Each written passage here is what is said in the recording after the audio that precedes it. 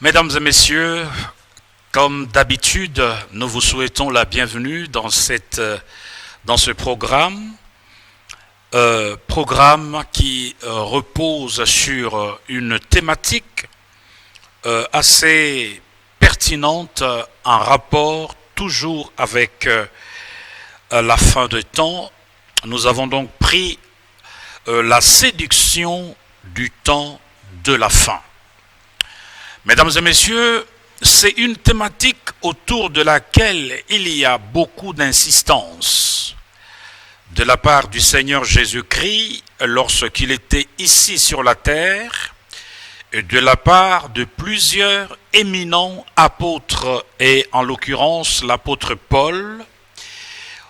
Une insistance sur fond de mise en garde contre une vague de séduction qui va déferler sur la planète Terre alors que nous progressons vers cet événement fatidique qu'est l'enlèvement de l'Église.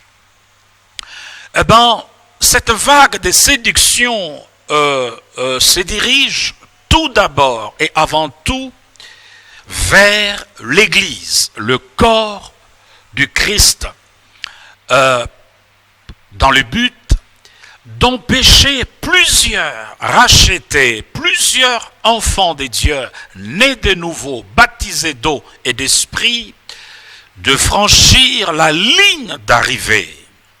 En d'autres termes, d'arriver debout le jour de l'enlèvement de l'Église. C'est la raison d'être de cette puissance de la séduction qui agit aujourd'hui et qui agira encore demain avec une terrible intensité.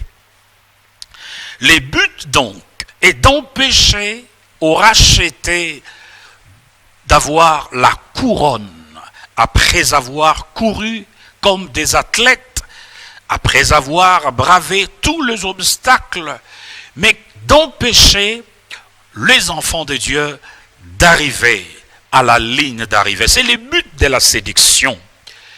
Le diable ne veut pas aller seul en enfer, il veut être accompagné par un grand nombre, il veut être accompagné par plusieurs qu'il va réussir à séduire. Et je prie le Seigneur que vous ne soyez pas de ceux qui tomberont dans le piège de la séduction, mais je prie que le Seigneur vous donne les discernements, la capacité nécessaire pour démasquer l'ennemi et dans ce piège. Déjà que le livre de l'Apocalypse nous donne le ton, identifie de manière tout à fait claire les séducteurs. La Bible dit, Apocalypse 12:12. Ce n'est pas encore notre texte de base. Je suis en train d'introduire mon sermon et mon exposé. Il fut précipité, le grand dragon, le serpent ancien, appelé le diable, et Satan. Notez bien, celui qui séduit toute la terre. Il fut précipité sur la terre, et ses anges avec lui. Et plus tard, l'ange va dire, malheur à la terre et malheur à la mer, car le diable est descendu vers vous, animé d'une grande colère, sachant qu'il a peu de temps. Voyez donc, mesdames et messieurs, que l'intensité de la séduction, n'est-ce pas, qui tire son origine de l'enfer, l'intensité de la séduction, n'est-ce pas, est très très très sérieuse et à prendre au sérieux. De façon à ce que chacun de nous puisse s'armer de toutes les armes divines, n'est-ce pas, offensives et défensives pour résister à la puissance de la séduction qui agit déjà, n'est-ce pas, dans l'Église. Mesdames et messieurs, c'est le discours du Seigneur Jésus-Christ en rapport avec cette puissance de la séduction, c'est sur ce discours que nous allons baser notre exposé. Le Seigneur Jésus-Christ, nous sommes dans Matthieu chapitre 24, le verset 3 et 4. Le Seigneur s'assit sur la montagne des Oliviers et les disciples vinrent en particulier lui faire cette question. Dites-nous, quand cela arrivera-t-il et quel sera le signe de ton avènement et de la fin du monde? Le Seigneur Jésus-Christ ne répond pas tout de suite à cette problématique, à ces questionnements des disciples et des apôtres. Il va répondre en contournant la partie principale de la question, mais il veut d'abord attirer l'attention de ses interlocuteurs en disant ceci. Jésus répondit, « Prenez garde que personne ne vous séduise. » Ben dis donc, prenez garde que personne ne vous séduise. C'est là la première partie de la réponse du Seigneur Jésus-Christ à cette interrogation, n'est-ce pas, des disciples et des apôtres. Eh bien, l'apôtre Paul va emboîter le pas au Seigneur Jésus-Christ. Alors qu'il était sur le point de parler de l'enlèvement de l'Église, du retour de Jésus-Christ, dans 2 Thessaloniciens chapitre 2, le verset 1er, l'apôtre Paul va dire que personne ne vous séduise d'aucune manière. Le Seigneur Jésus-Christ lui a dit, prenez garde, dans la version Louis II, que personne ne vous séduise. Et donc, le Seigneur est conscient de la séduction qui devra avoir lieu avant l'enlèvement de l'Église et même avant son second avènement. Une séduction dont le but est d'affaiblir l'Église, les corps du Christ. Une séduction qui va toucher les têtes des assemblées locales pour créer un mécanisme d'affaiblissement des leaders et de leur leadership. Selon qu'il est écrit dans Zacharie chapitre 13, le verset 7, « Épée, lève-toi sur mon pasteur et sur l'homme qui est mon compagnon. Frappe les pasteurs et que le brebis se disperse et je tournerai ma main vers le faible. » Mesdames et messieurs, le Seigneur Jésus-Christ ne s'arrête pas seulement à attirer l'attention de ses interlocuteurs sur l'idée de prendre garde pour ne pas tomber dans la séduction, mais il va donner quelques détails importants sur la manière à laquelle cette puissance de la séduction devra opérer au sein de l'Église, au sein des nations, au sein de peuples. Il va donner un premier détail. Il dit, plusieurs viendront à mon nom. Il donne les détails quant à la mise en œuvre de cette stratégie machiavélique qui consistera à séduire enfants de Dieu, à séduire pasteurs, prophètes, évangélistes, anciens, diacres, à séduire l'enfant de Dieu né de nouveau. Il dit, car plusieurs viendront sous mon nom, disant, c'est moi qui suis le Christ, et ils séduiront beaucoup de gens. Plusieurs faux prophètes s'élèveront, et ils séduiront beaucoup de gens. Et parce que l'iniquité se sera accrue, la charité du plus grand nombre se refroidira. Mais celui qui persévérera jusqu'à la fin sera sauvé. Mesdames et messieurs, le Seigneur Jésus-Christ donc parle de la séduction.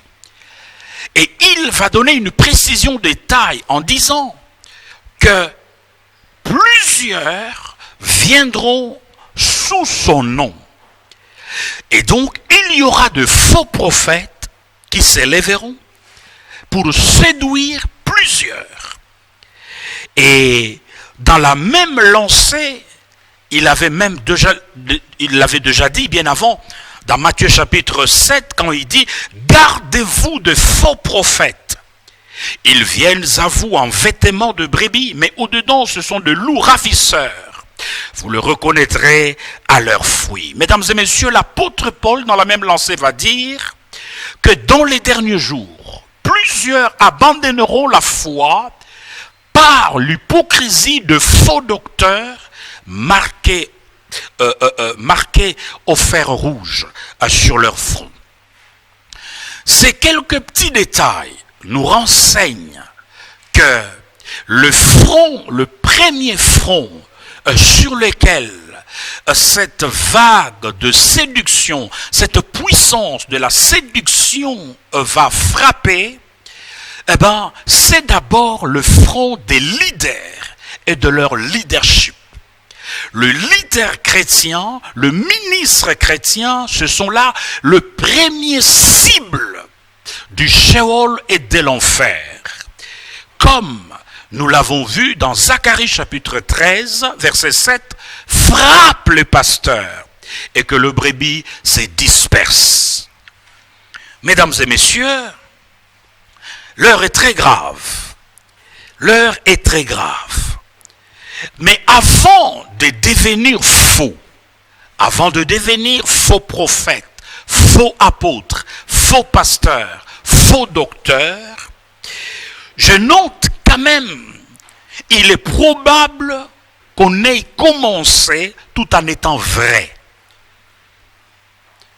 On ait commencé tout en étant vrai. Pour être capable de séduire les enfants de Dieu, nés de nouveau, il faut avoir eu la connaissance de la doctrine du Christ, même si on n'a peut-être pas investi son temps à connaître le Christ. Il faut donc avoir le langage. Il faut donc connaître la doctrine et l'enseignement du Christ, qu'on se mettra certainement à falsifier, qu'on se mettra certainement à falsifier pour séduire. Et donc, un faux ne peut pas apparaître dans le milieu chrétien et avoir la capacité de séduire sans avoir eu au préalable la connaissance, n'est-ce pas, la connaissance de la doctrine du Christ et de l'enseignement du Christ. Et donc, on a été vrai, on a commencé par être vrai, avant de tomber dans le piège de la corruption. Par le souci d'être grand, plusieurs se sont laissés emporter par le souci de paraître grand, par le souci d'avoir subitement une grande église, par le souci, n'est-ce pas, d'avoir une grande église, par le souci de briller tout de suite, d'avoir du succès tout de suite. Plusieurs qui ont été de vrais, mais qui sont devenus de faux,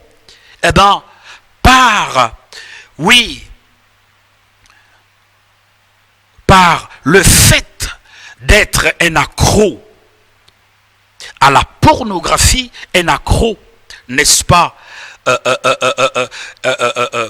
un accro à la pornographie particulièrement. Plusieurs qui ont commencé par être vrais, sont devenus faux. Parce que égarés, parce que perdus.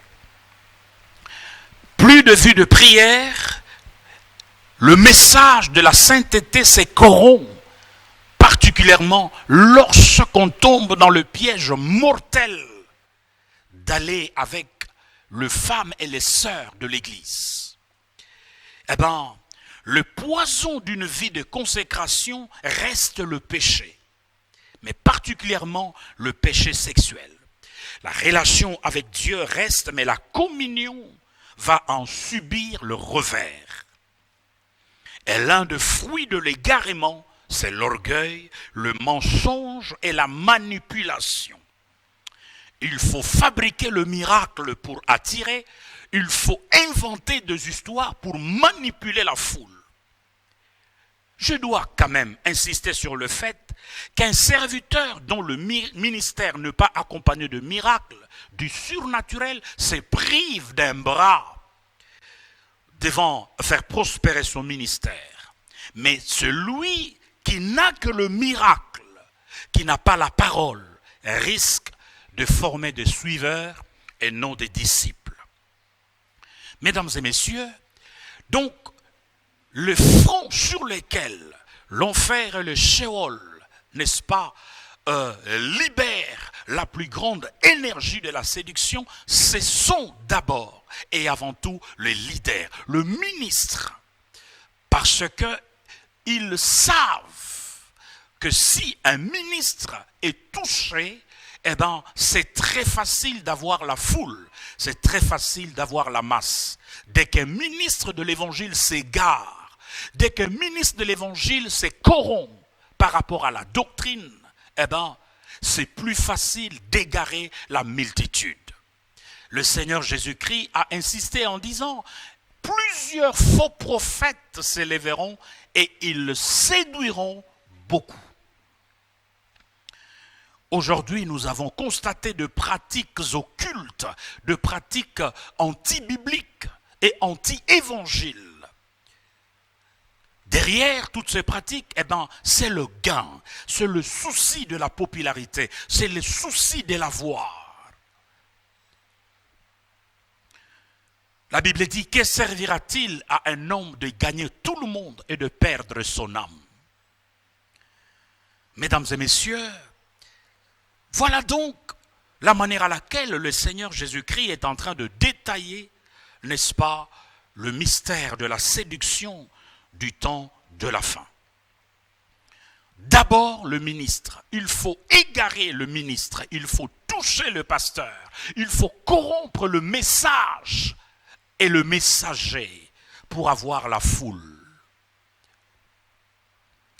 Il faut l'empêcher de prier, il faut l'empêcher de méditer la parole de Dieu pour que chaque dimanche, que le messager tombe dans la routine rituelle. N'ayant plus de révélation, revenant sur les mêmes choses qui finiront par fatiguer le vrai et les élus. Mais croyez-moi, mesdames et messieurs, en tant que serviteur, Dieu va exposer tout le faux. Dieu va exposer le faux serviteur. Dieu va exposer le faux docteur, le faux prophète, le faux apôtre, le faux pasteur. Dieu va les exposer. Ceux-là qui ont choisi de se servir de Jésus-Christ pour se servir eux-mêmes, mais qui n'ont pas choisi de servir le Seigneur Jésus-Christ pour réellement amener les gens au ciel. Nous vivons un moment pathétique où nous constatons la mort de plusieurs pasteurs. 20 en France, semble-t-il, une dizaine en Belgique et plusieurs, jour après jour, depuis le mois de mars. Qui suis-je pour juger la mort d'un serviteur de Dieu? Mais ça nous interpelle à une vie de sainteté, à une vie de pureté, à une vie qui pleure devant Dieu pour qu'il nous remplisse de son onction, de son énergie, de sa vie et communiquer au peuple non pas la mort mais la vie. Mesdames et messieurs, voilà pourquoi le Seigneur Jésus a dit « Heureux les serviteurs que le maître trouvera faisant ainsi, donnant de la nourriture convenable au temps convenable. » Voilà ce qui justifie la déclaration du Seigneur dans Matthieu 7, verset 21, quand il dit « Ceux qui me disent Seigneur, Seigneur, n'entreront pas tous dans le royaume des cieux, mais celui-là qui fait la volonté de mon Père qui est dans les cieux. Plusieurs me diront en ce jour-là, Seigneur, Seigneur, n'avons-nous pas prophétisé en ton nom? Les seigneurs savaient. À un moment donné, la prophétie est devenue un fonds de commerce. Plusieurs jeunes serviteurs de Dieu sont tombés dans le piège de la manipulation, du mensonge pour soutirer. Nous avons prophétisé en ton nom. N'avons-nous pas chassé les démons en ton nom? La délivrance. N'avons-nous pas fait beaucoup de miracles en ton nom? Alors je leur dirai ouvertement, je ne vous ai jamais connu, retirez-vous de moi, serviteurs de l'iniquité. Mesdames et messieurs, le temps de retourner à Dieu, s'il vous est arrivé de vous égarer, s'il vous est arrivé de toucher à d'autres forces pour consolider votre ministère, s'il vous est arrivé de tomber dans le piège, il est temps de revenir, serviteurs de Dieu. Sinon l'enfer vous attend.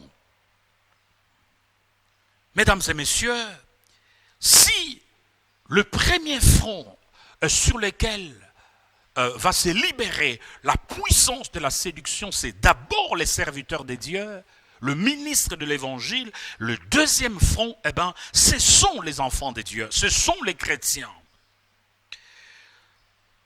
Paul va dire, le Seigneur Jésus-Christ d'ailleurs, dit, parce que l'iniquité se sera accrue, la charité d'un plus grand nombre se refroidira.